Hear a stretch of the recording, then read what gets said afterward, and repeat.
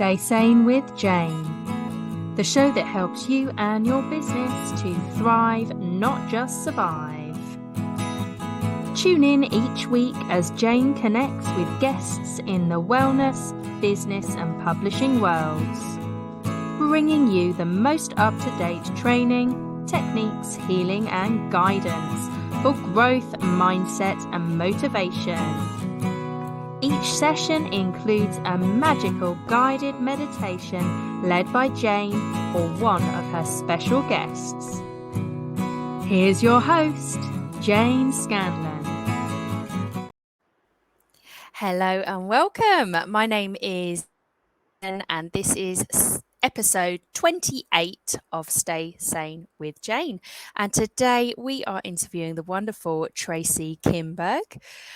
Tracy is a couples therapist and relationship expert who's passionate about empowering individuals through nurturing healthy relationships and personal growth.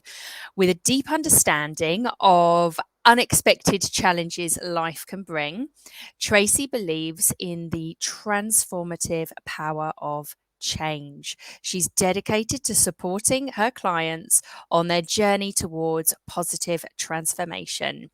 And she's based very close to me.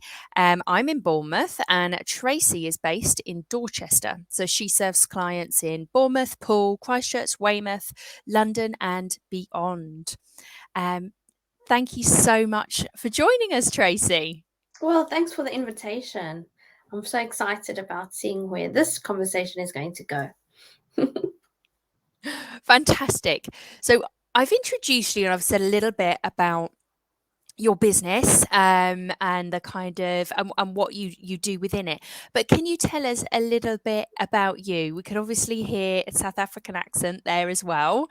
Yeah, tell us a little bit more about Tracy. Well, like you said, I'm from South Africa. I've been in the UK for 11 years now. I'm a mum. I've got 3 gorgeous daughters. And originally, after school, decided I would go into nursing. So I studied nursing and evolved through that career to realizing that I'm far more interested in relationships and mental health side of things. And here I am today, a couples therapist. The journey's been extraordinary. It's been very closely connected to my own life and my own family and my own situation. And that's probably what I feel makes me such a good therapist, because I've used my own experiences through my career evolution and my evolution as a human being, as a mum, as a partner, to incorporate all those lessons and life lessons into what I do as a therapist. Oh, that's fantastic. So today is going to be the ultimate guide to thriving family connections. And we're going to get some wonderful insights. I'm really, really pleased you're on, and I'm excited about this interview and where it's going to take us, because our relationships really form everything, don't they? Whether it's your kind of companion relationship, family relationship, friendships, and then even into work relationships and your colleagues and things like that. Yeah, it's a massive part of our human experience, isn't it? It is so, so true.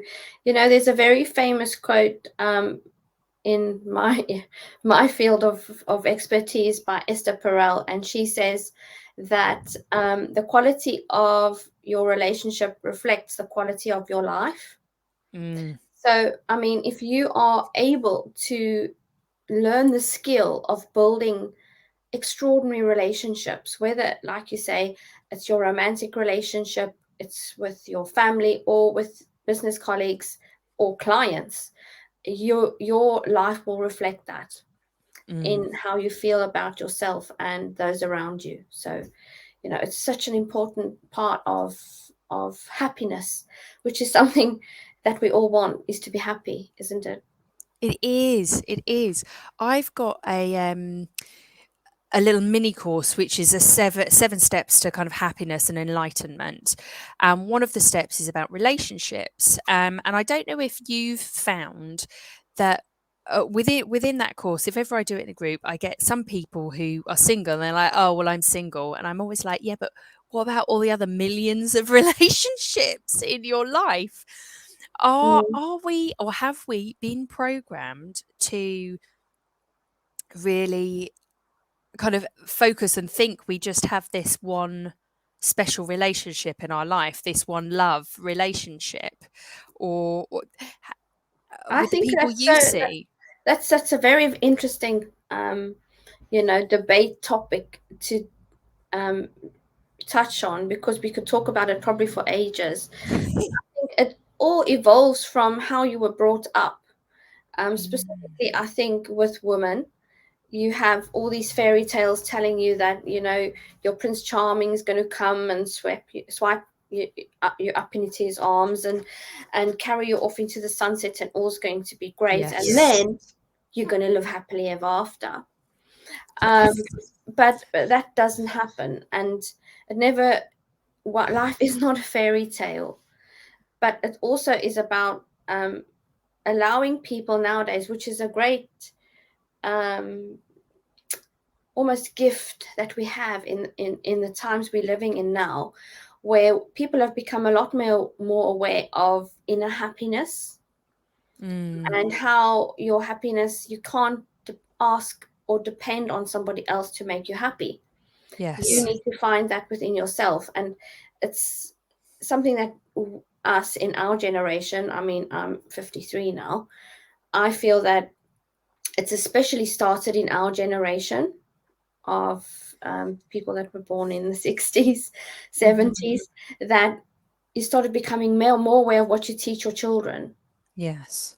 about focusing on from the inside out, so that when you do go into relationships, whether it's with friendships or, like we said, all those different ones earlier, that you realize your responsibility in that relationship, and it actually starts with yourself.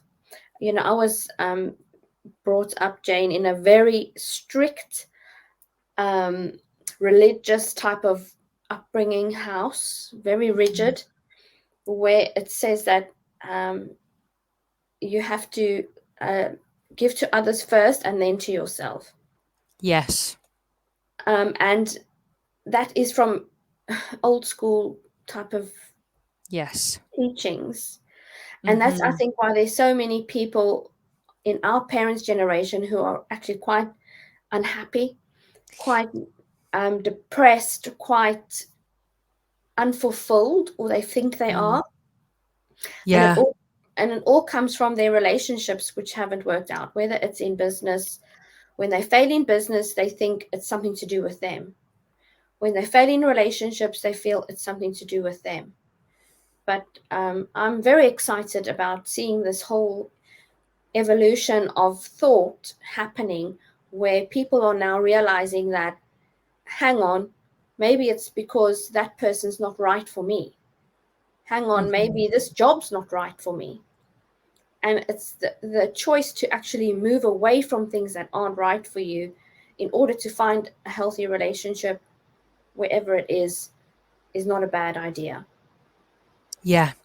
Yes, I totally agree. I think my whole speaking personally, my whole like journey through relationships has been a very interesting one. Could write a book on it, type of thing. And I'm reading a book at the moment called Attached. I can't remember who it's by, but it's about different attachment styles Oh, I love that. in Yes. relationships. Yeah, which I'm sure you know all about. And it's just been so eye-opening to read this book, to think about the different relationships, friendships, everything, and the different attachment styles. And then you can see, when you have that kind of knowledge, you can see how relationships can play out, and how different people can bring different types of So, drama, etc. exactly. And the thing about those teachings that are out there and available is that I wish everybody would just learn how it works so that it could enrich their own lives. Because when you read a book like that, or when you learn about something like attachment styles or love languages or apology languages or emotional intelligence, all these terms that it's our responsibility to learn, you become far more self-aware. Yeah. And about yourself, but you also get to know yourself, and you know what's right for you and what isn't. Yeah. And that's the only way that you can set boundaries, isn't it? If you know yourself really well. Mm-hmm. Yeah, I agree. I think even just recently reading this book, and it's a book that my partner had already read, and then we were talking about it, and it's just freed up. It's freed up some of the. Obviously, we're still going to go through, patterns and things like that, but having that awareness of what you do or what your partner does, it can free up the relationship, because there can be so much unsaid stuff Yeah, those in, assumptions, isn't it? and the Those, assumptions. yes, Yes. those assumptions that we all make because of what we are seeing and what we are interpreting going on in front of us, which is often exactly the opposite of what's actually going on for the person opposite you. Yeah. And to realize that it all comes from all those insecurities or those insecure attachment styles or things like that. So, Yes. and then if you know what a secure attachment style looks like, you know what you're working towards, Yeah. and you can point out to yourself, hang on, maybe you're being a bit like this, or maybe you're being a bit like that. And it's not to constantly criticize yourself. No, not at all. It's about being aware and knowing where you can grow. And grow is a word I use so often with my clients. It's not about change, because people are very reluctant to change, aren't they? If someone says, "Oh, I Yes. wish you would change," but when The you know, handbrake goes on. yes, exactly, it does. But if you are open to say to your partner or your colleague, "How can we grow this relationship together?" Oh yeah, It it just takes on a totally doesn't that different sound different? terminology, doesn't it? Yes, it immediately holds it like a warm space of Yes. nurturing and moving forward, and in a good way. Yeah, that's beautiful. Yeah. Really like that. Um, you mentioned love languages, which I've heard of, and I've read the book. And I've done the kind of quiz a couple of times. So for me, when I originally did it, it was probably maybe 8 years ago now when I originally took the Mm, test. And then when I took it again more recently, a couple of years ago, my love languages had changed mm. because my life experiences had changed, and I think I had grown and healed as a person and everything. That's a do you find that happens to other people? Their love languages actually I change? absolutely love that you've brought this up, Jane, because I think you should, on a regular basis, do your love language, especially if you're in a romantic relationship or even with your children, if you Mm, have children, because we are constantly evolving. I mean, your cells are dying, you're regenerating every single day. Okay. So apart from that side of things, you're not going to be the same person you are in 3 months' time. And it's the same with your relationship. Your relationship is constantly evolving. mhm. And if when you feel our relationships go like this all the time, isn't it? It's a Yeah. beautiful dance of energies. Mhm. And if you are allowing your relationship to do this without overreacting when you feel at this point, this is the point where you need to do your love language so that you can make it easier for yourselves to come back together. Ah, And beautiful. when you are in a state of disconnect with your partner, and you really yearning for that attunement that's so beautiful when you feel connected, that's when you need to use the tools that are out there for us. And you'll find that your love language changes. So when you disconnected, your love language is probably going to be maybe physical touch or quality time. Okay. But when you're really close together, that's being fulfilled. Yes. So then what's lacking is going to be high.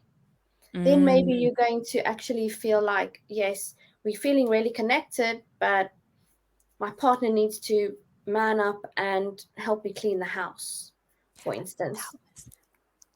It was acts of service came out the top one.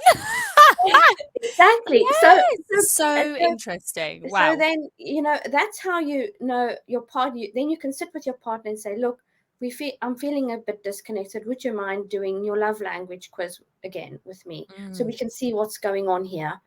And it just sheds a bit of light. And then your partner might be saying, well, quality time, or I need a bit of words of affirmation right now. And then you can love your partner the way they need to be loved. And your partner can love you the way you need to be loved in that beautiful dance cycle, wherever you are.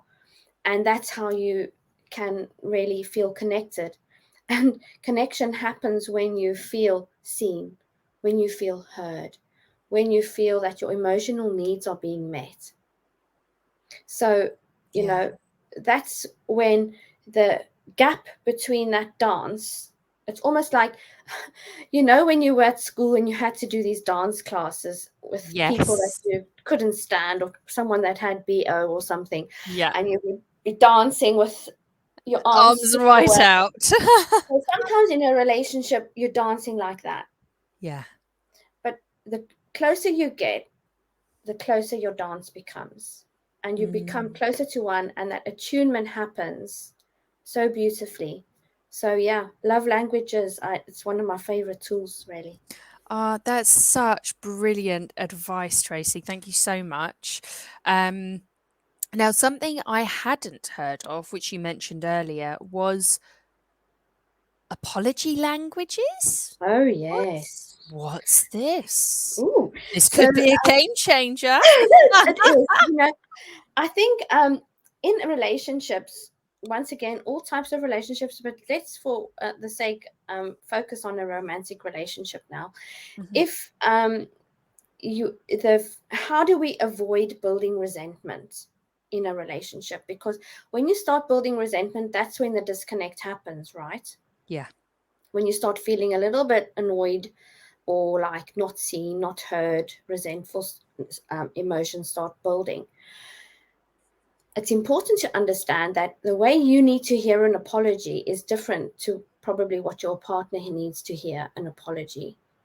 So there's different aspects to an apology, and I mean, it's probably an hour's talk if I would have to explain it. Yeah. Which I'd love to do one day, but to just put it into a nutshell for the time that we have today, you might need to hear remorse. You might need to hear what you need to do to make it right, what the other person needs to do to make it right. You might need to hear the exact words, I am sorry. You might need to hear that they understand what they did was wrong and hurtful.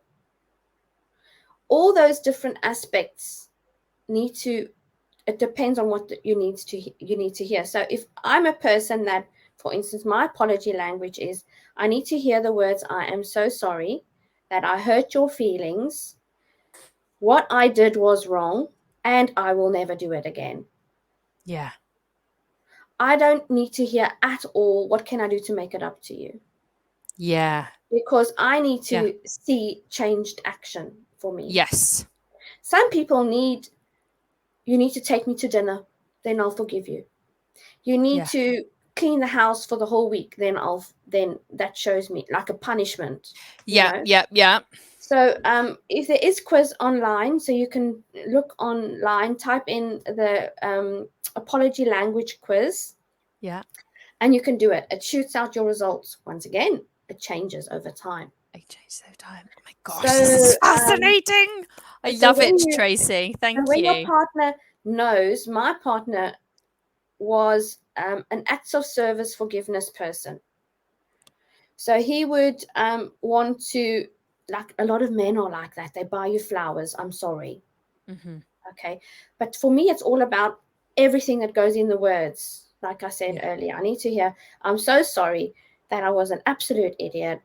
What I did or what I said when I said the exact words was wrong. And I promise I will never do it again. Yeah. Then I feel like, oh my God, I love you. Thank you. You know? Yes. So yeah, do it, please. Amazing. I'm totally going to do it. That's going to be fun. So tell us, how did you get started in this field? Well, it was a journey.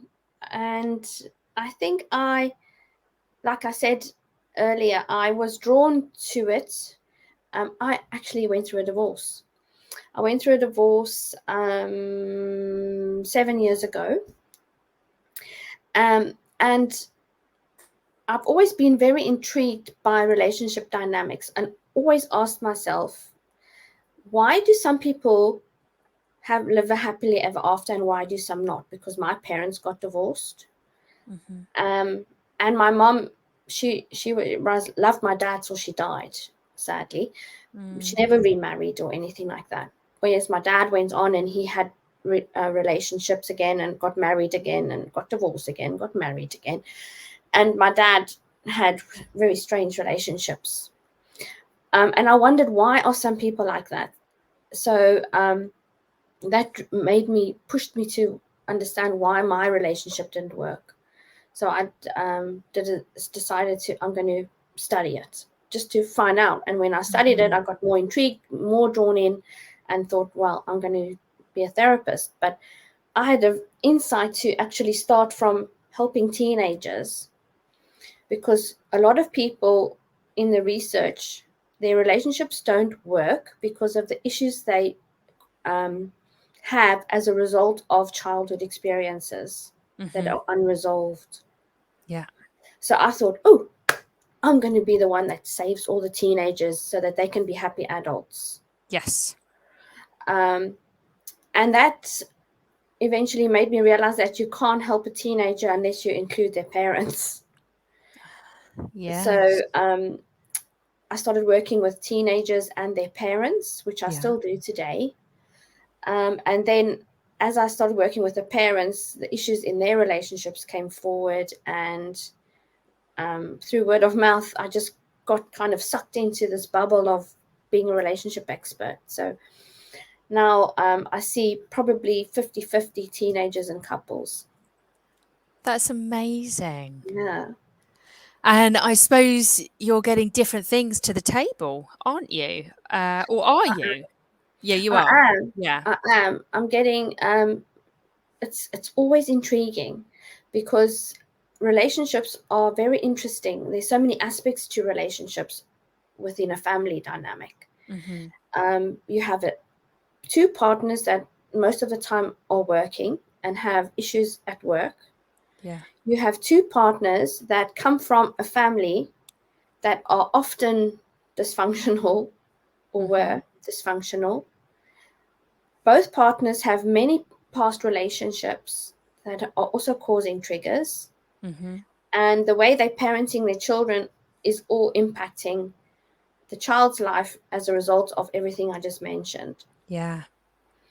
And when you have a teenager that's at the age where they are just blooming and blossoming into this beautiful adult, but they're being suppressed by parents with triggers and issues, how can you help the teenager if the parents aren't on board?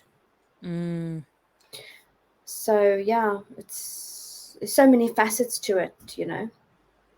Us human beings, aren't we intriguing? We really are, and I I'm just fascinated by it, and I love learning about kind of the human psyche, and people watching. It's nice to just go out and sit and watch people, watch them go about their lives. It Um, is. It yeah, is, and it's very interesting to watch people on my couch, or you call it a sofa here, but watching them how they evolve from disconnect to connect, as a couple or as a family even, because often I have families in hmm in my office, but to watch how those guards come down when you're disconnected, we our walls go up yeah, because we feel unsafe. And the two key elements for any relationship is commitment and trust, which mm, are the legs for safety, isn't it? yeah, So if you know that the people are committed to support, love, nurture you, and that you can trust them to do that, that's when you feel safe. So yeah, it's interesting. it makes sense. So, what what would it look like if I'm listening to the show, and I'm thinking I think I really want to connect with Tracy. I think I want to work with her. What would that what would that journey be like? How would I get in touch with Okay. you? What would happen? I think the most important thing is to want to do it, Yeah. is to know that you are going to step into a realm of growth when you work with me, whether it's as an individual or as a couple. The first step is we need to have a discussion to see if I think you are a fit for what I do, Mhm. and you need to have a discussion with me. Ask me the questions you need to ask to see if I'm a fit for you, because there has to be that connection with the therapist. Yeah. Um, the understanding of confidentiality is essential for me toward my clients and my clients toward me, because it's a very protective space Mhm. when we go into therapy. And then once I know what your goal is, what you would like to work on, I then work out a package which suits just to you, Mhm. and we start. Most of my clients see me on a weekly basis, initially, until they've Mhm. completed their package, and then they might choose to go onto a maintenance program if that's something that they would like to do, which is very good especially for couples, Mhm. because as you know, there's no such thing as a perfect relationship. We No. all hit speed bumps, we all have issues, and as we navigate through the different um, phases of life, different challenges face us. And oh my God, Jane, wouldn't it be great if we all got a manual when we were born, in this Mhm. big box that we could just tap into when we reach 13? Yeah. When you're 13, this is what happens. When you get married, this is what happens. When you have a breakup, this is what happens. We don't know. We're all just winging it. Yeah. We're all trying our best. And, sometimes we need help, and there's nothing wrong with finding help, Mm. you Yeah, know? definitely. I mean, my kind of holistic journey started when I was 21, and I'd come out of an abusive relationship. And I thought, well, my friends hadn't seen me smile, put it that way, for ages. The sparkle had gone out of my eyes. Um, and I was just going through the motions of going to work and, all of that kind of Mm, stuff. And felt very, very hollow. So I decided that I could either go to the doctors, and get some antidepressants, and there's absolutely nothing wrong with that. Or I thought, well, why don't I try something else first? And I went and saw a homeopath. And it was a homeopathy and emotional freedom technique as well. Um, and I it just that was my kind of first me going to pay for therapy and healing for myself. So that's when it started, and now I am 45 in a couple of weeks' time, and I've continued that healing journey, that growth journey, trying different therapies, and I just think it's a magical process. So if anybody's out there and they're listening and you're intrigued, I would always say go try, connect with Tracy and find someone to help you, because it makes life so much better. So much Exactly. better. And I think as human beings, we really are very good at doing hope. Mm. And if you in a situation, if you out there is listening and you're in a situation where you're tired of hoping and nothing's changing, then find somebody to talk to. Find somebody that can help you, whether it's with your own issues, whether it's with your child, whether it's with your partner, whether it's with your career, anything that you're tired of having hope that it's going to get better or be different.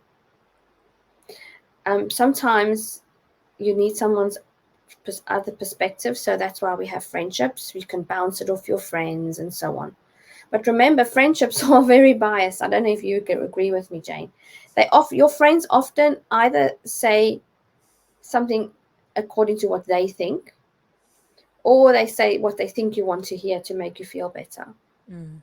And I always say, and remember, when I'm talking to my friends, is they're bringing their stories into this.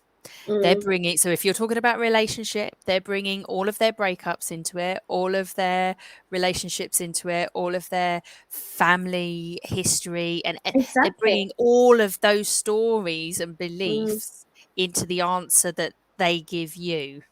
Whereas exactly. if you go to a professional who has got a big toolkit of ways to help you, yeah, I think The it's always magic going to be happens, a bit isn't it? better. The magic Yeah. happens when you have that. And Jen, I don't know if you agree with me. I'd be interested to hear your opinion here. Um, I have also been through my journey of therapy, and I found it I found it very unfulfilling to go to therapy and just talk. Mm, And this is why I'm a therapeutic coach. So yes. I do the therapy, but we work on a toolkit Yes. on uniquely designed for you as an individual. So you don't feel like, oh, I've talked, but what now? Yeah. You feel like you've talked, you've understood, you've heard, you've seen it from a different perspective, and you know what you can do from now on. And you're going to Mm, try it, and it's yeah. going to work, and it's going to build your confidence, and it's going to change your relationships, and it's going to help you grow as a human being and love yourself and be happy. Mm, You know, yeah. The kind of therapy and um sessions that I've had that have worked the best for me have been the ones with toolkits alongside it, or I'm definitely. asked to go and do like some home learning, or actionable steps. Yeah. Exactly. Exactly. Yeah. It does make a difference, definitely. And I think that also addresses our desire and our human need to learn and grow. Mm, Because I don't know if when you help people develop, you have to address every single need. yeah.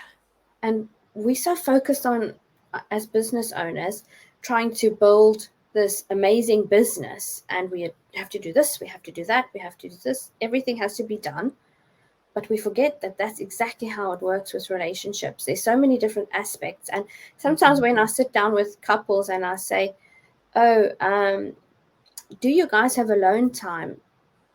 And they look at me like I'm speaking a foreign language. Because they think alone time means they don't want to be with me. Yes, yeah. But you need the alone time to reconnect with you. Yeah. You know. And I found personally when I moved from South London to Bournemouth, how much alone time I actually needed, enjoyed, thrived with.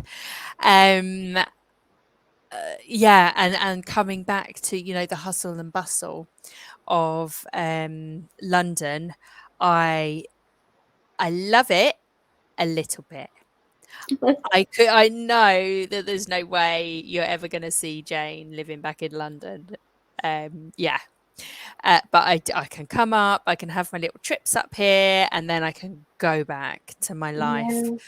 by the sea with lots of calm time, lots of time out in nature, lots of silence as well. Like Yes. I like just being in silence in my house. Other times I might put music on and things like that, but it's not, I would never have the TV on in the background or anything like Yeah. that. Whereas other people, yeah, need that. And it's interesting. The more you get to know yourself, the more you know, and you can tell those things to your partner. You know, look, I love you, but I also need X amount of time on my own to Mm. be the best partner to you. Because Yeah. otherwise I'll be stressed out of my head.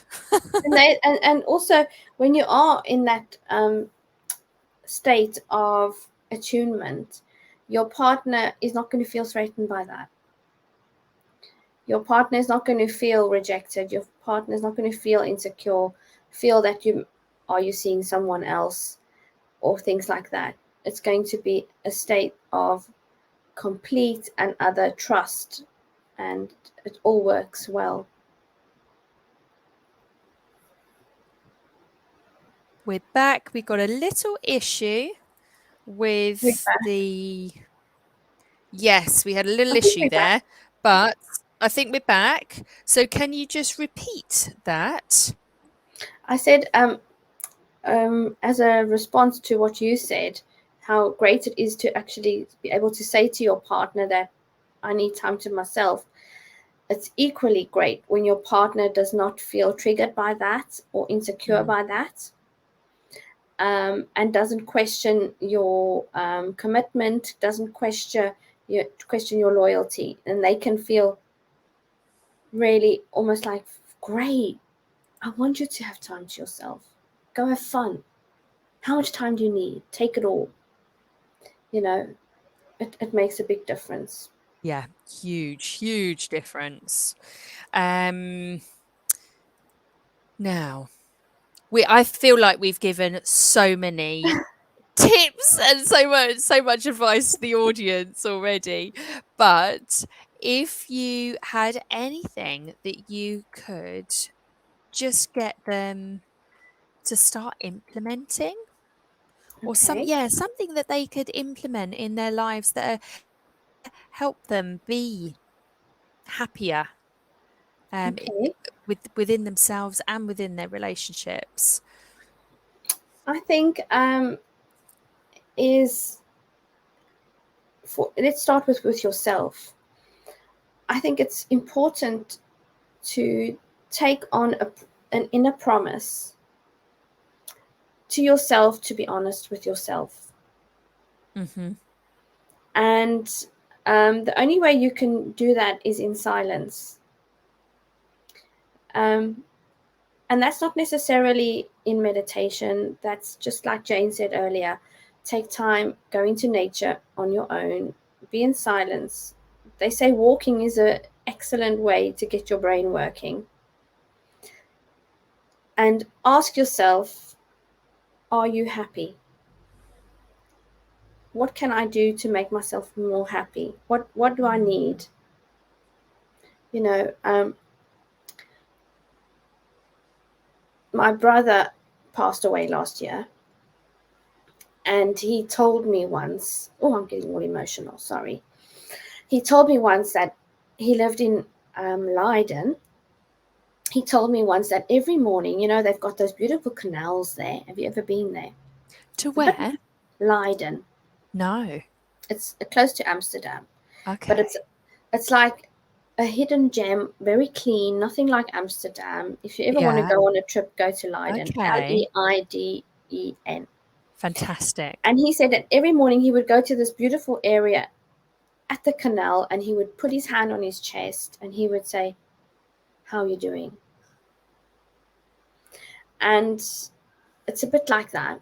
Oh, Check it's in on beautiful. yourself, and Mm. when you answer yourself, be honest.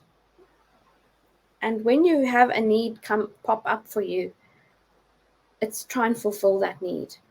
Mm. Try and be honest. And as for relationships, I think I'm going to choose the same word, is honesty. Mm-hmm. And with honesty can only happen when you communicate. And unfortunately, a lot of couples that have problems have a problem with communication, especially communicating with honesty, because they have a fear of upsetting their partner. Mm-hmm. So I think it's about learning how to be honest with your partner in a way that isn't hurtful, not that brutally honest thing, which I hate.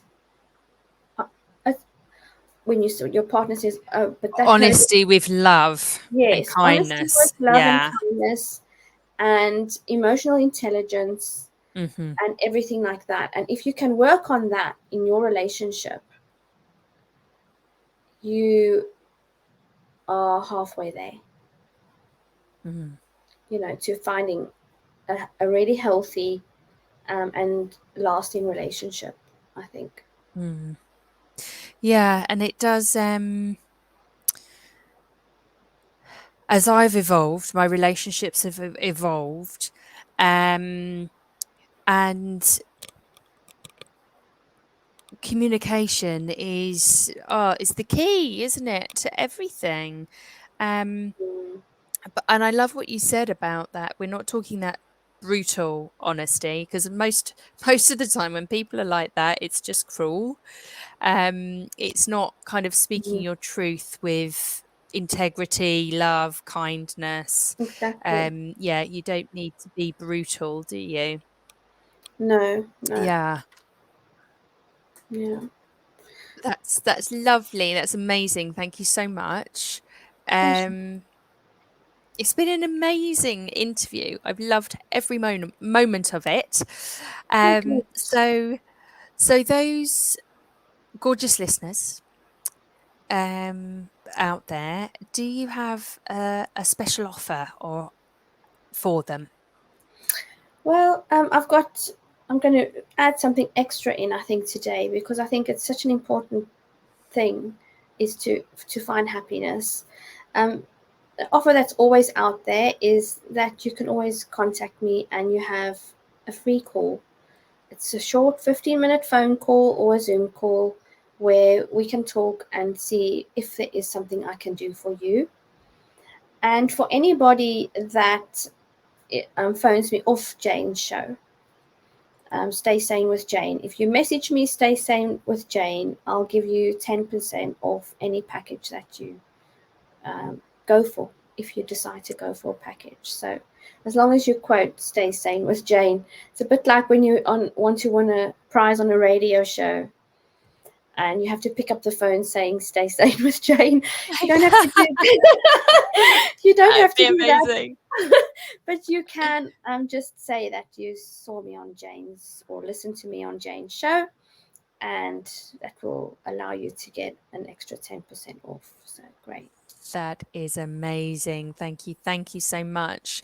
So, all you have to do is go online and put Tracy, and that's Tracy, Kimber, KIMBERG.com.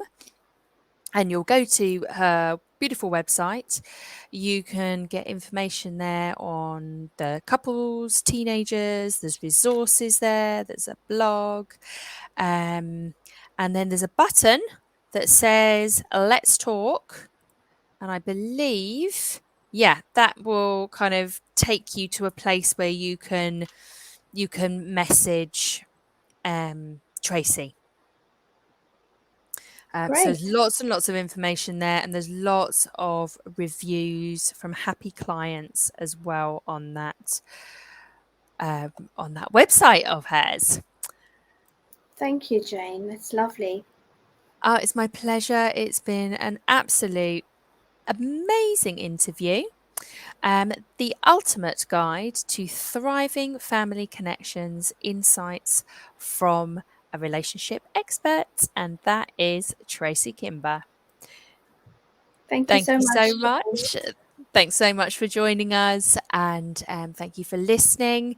And we'll see everybody on the next episode of Stay Sane with Jane. Stay Sane with Jane, the show that helps you and your business to thrive, not just survive. Tune in each week as Jane connects with guests in the wellness, business and publishing worlds, bringing you the most up-to-date training, techniques, healing and guidance for growth, mindset and motivation. Each session